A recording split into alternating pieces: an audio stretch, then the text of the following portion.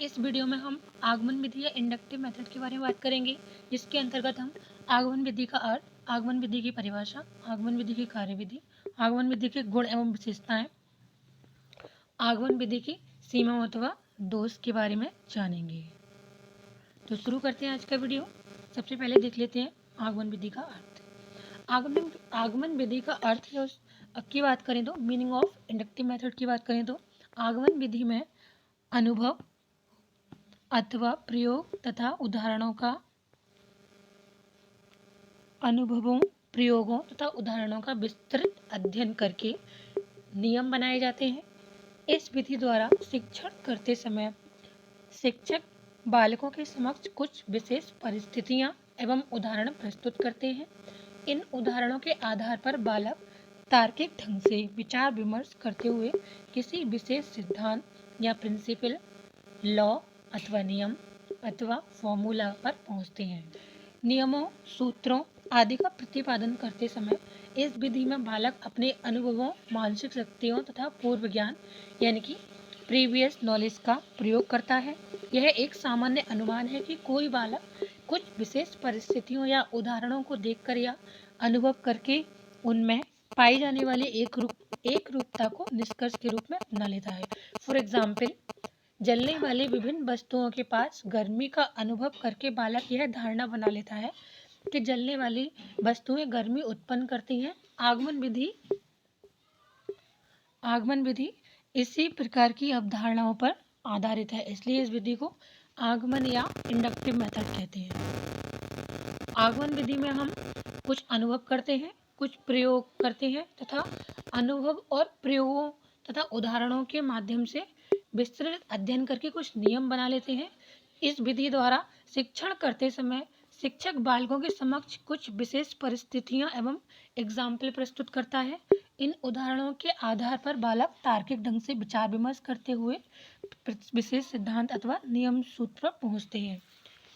तो हमने आगमन विधि का अर्थ जाना, अब हम आगमन विधि की परिभाषा की ओर चलते हैं। आगमन विधि की परिभाषा या आगमन विधि की डेफिनेशंस ऑफ इंडक्टिव मेथड की बात करें तो भिन्न भिन्न विद्वानों ने अपने अपने अनुसार इसकी परिभाषाएं दी हैं। हम यहाँ पे कुछ मुख्य परिभाषाओं के बारे में बात करेंगे। यंग के अनुसार इस विधि में बालक विभिन्न स्थूलों तथ्यों यानी कि कॉन्क्रीट फैक्ट के बेस पर अपनी मानसिक शक्ति का प्रयोग करते हुए स्वयं किसी विशेष सिद्धांत, नियम अथवा सूत्र पर पहुंचता है। यानी कि इन्होंने कहा कि इस विधि में बालक अपने मानसिक शक्तियों का प्रयोग करते हुए किसी विशेष सिद्धांत या नियम या सूत्र पर पहुंच रहा है, तो ये वहां पर आगमन विधि है। इसके अलावा दूसरे एक और विद्वान है, इन्होंने कहा था, इनका नाम था लैंड। इन्होंने कहा था जब बालकों के समक्ष अनेक तथ्यों,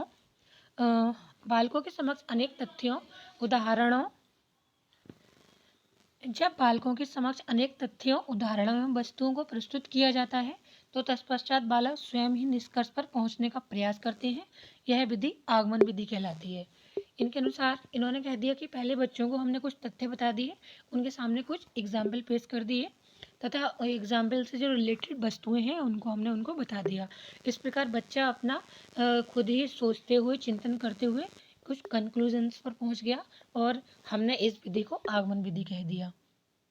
इन सभी डेफिनेशन से यह स्पष्ट हो जाता है कि आगमन विधि में बालक स्वयं तथ्यों, प्रयोगों एवं एग्जाम्पल्स की हेल्प से किसी सूत्र या फॉर्मूले या नियम या ज्ञान की प्राप्ति करता है तथा पूर्ण रूप से सक्रिय रहता है।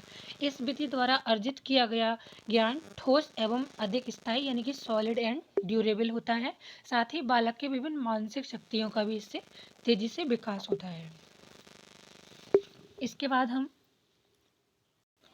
आगमन विधि की कार्यविधि यानी कि प्रोसीजर ऑफ इंडक्टिव मेथड की बात करें तो आगमन विधि द्वारा शिक्षण करते समय उदाहरणों से नियमों की ओर यानी कि proceed from example to general rules, विशेष से सामान्य की ओर यानी कि proceed from particular to general तथा स्थूल से सूक्ष्म की ओर proceed from concrete to abstract की तरफ रहते हैं। अतः छात्र स्वयं भिन्न भिन्न स्थूल तथ्यों यानी कि कॉन्क्रीट फैक्ट के बेस पर अपनी मानसिक शक्तियों का प्रयोग करते हुए एग्जाम्पल के बेस पर किसी कंक्लूजन अथवा जनरलाइजेशन पर पहुंचता है। इस प्रक्रिया को ही आगमन विधि की प्रक्रिया यानी कि प्रोसेस ऑफ इंडक्शन कह सकते हैं।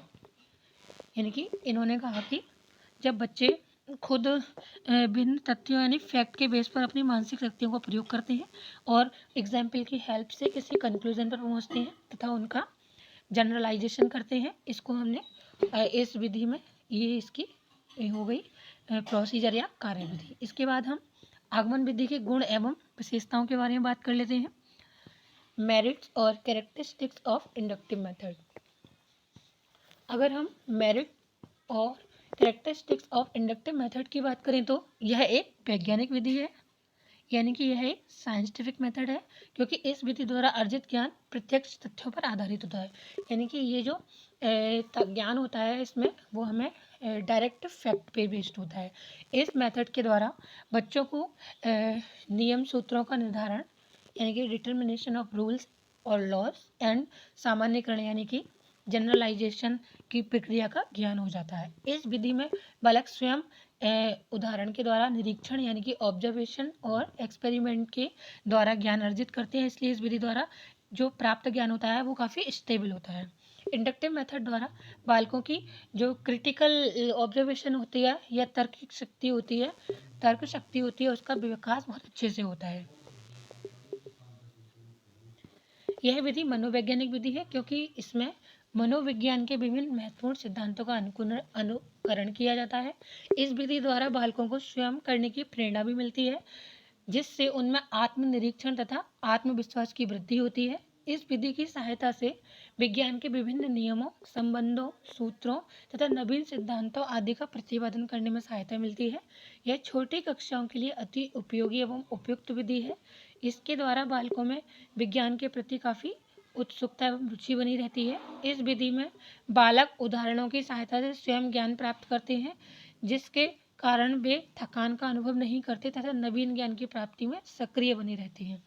अगर हम प्रैक्टिकल लाइफ की बात करें तो कोई भी बच्चा कोई भी टॉपिक हम किसी को समझाने का कोशिश करते हैं तो एग्जाम्पल की हेल्प से वो बच्चे जल्दी समझ जाते हैं, बजाय उसको थ्योरी या प्रिंसिपल समझाने की। इसलिए हम कह सकते हैं कि जब हम किसी टॉपिक को एग्जाम्पल की हेल्प से समझाते हैं तो बच्चों में आसानी से उनकी जो चिंतन प्रक्रिया है वो शुरू हो जाती है और बच्चे एक्टिव लर्निंग करने लगते हैं। इस विधि की सहायता से विज्ञान के विभिन्न नियमों इस विधि की सहायता से क्योंकि ये एक साइंटिफिक मेथड है, इसलिए इसमें जो विधि है, नियम हैं, सूत्र हैं उन तथा सिद्धांत हैं उनको प्रतिपादन करने में काफ़ी हेल्प मिलती है तथा ये छोटी कक्षाओं के लिए यानी कि जहाँ पे कम बच्चे हैं वहाँ पे बहुत अच्छे से इसको लागू किया जा सकता है। इसके अलावा इस विधि में बालक एग्जाम्पल की हेल्प से सीखते हैं। इस विधि में बालकों की जो क्रिटिकल ऑब्जर्वेशन तर्क शक्ति होती है वो काफ़ी डेवलप हो जाती है तथा इसमें बच्चों की निरीक्षण और परीक्षण करने की शक्ति भी काफ़ी ज़्यादा डेवलप हो जाती है और इस विधि के द्वारा बच्चे बहुत आसानी से चीज़ों को सीखने लगते हैं तथा उन्हें समझने लगते हैं। इसके बाद हम आगमन विधि की सीमाएं या दोष की बात करें तो आगमन विधि शिक्षण की तरह विज्ञान शिक्षण की एक महत्वपूर्ण विधि है। बहुत सी विशेषताएं होती हैं इसमें, फिर भी इस विधि की कुछ सीमाएं भी हैं तथा कुछ दोष भी हैं। इन दोष तथा सीमाओं के बारे में बात कर लेते हैं। लिमिटेशंस और डिमेरिट्स ऑफ इंडक्टिव मेथड। किस विधि की गति अत्यंत धीमी है, इस विधि की जो गति है वो अत्यंत धीमी है, यानी कि ये बहुत स्लो स्पीड से चलती है, जिसके द्वारा ज्ञान प्राप्ति के समय और अधिक श्रम करना पड़ता है या परिश्रम करना पड़ता है। इस मेथड का प्रयोग करने के लिए पर्याप्त बुद्धि, सूझबूझ एवं परिश्रम की आवश्यकता होती है। अतः सभी स्तरों के बालकों के लिए इसके द्वारा ज्ञान प्राप्त करना आसान नहीं है। यह विधि निम्न कक्षाओं के लिए ही उपयोगी है, क्योंकि उच्च कक्षाओं में पाठ्यक्रम इतना विस्तृत होता है कि इस विधि द्वारा संपूर्ण ज्ञान सीमित समय में प्राप्त नहीं किया जा सकता।